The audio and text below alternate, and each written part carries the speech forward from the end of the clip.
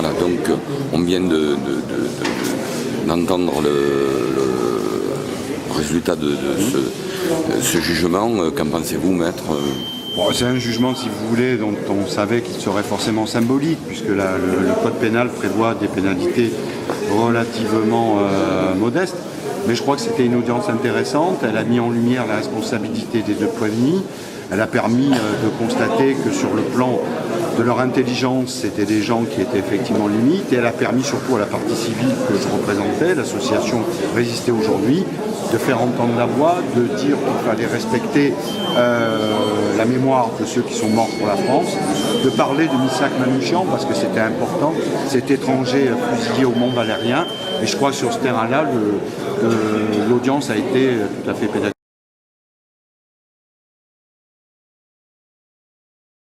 Oui, la justice, j'allais dire, a joué son rôle, puisque déjà le parquet a suivi les plaintes qui ont été déposées, et donc là, il y a deux prévenus qui ont été jugés ce matin au tribunal correctionnel.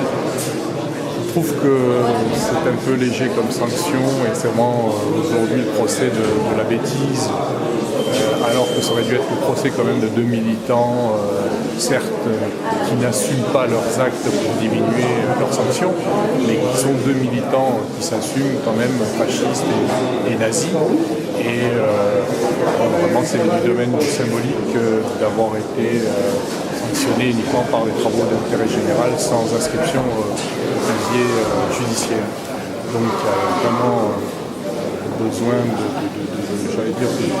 suivre ces individus qui peuvent se faire entraîner dans le processus, comme malheureusement on l'a vu avec les attentats meurtriers de Charlie Hebdo, parce que ce sont quand même des militants qui peuvent passer déjà le lourd pour un d'entre eux, et donc ils doivent être à mon avis suivis, et je demande aussi qu'une force politique dissolve le mouvement qui a entraîné cette initiative de profanation de la stèle de Manouchian.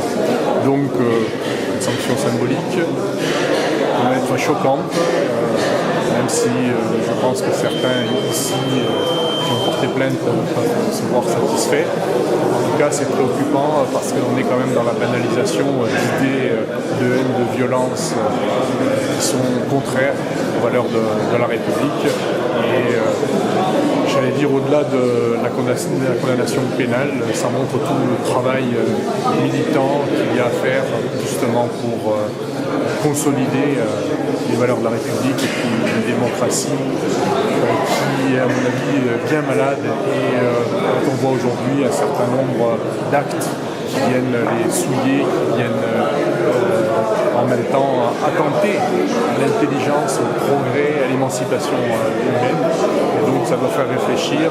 Et donc moi, je proposerais d'ailleurs que les travaux d'intérêt général puissent se faire dans des lieux symboliques comme le camp des Milles, qui là leur permettrait au moins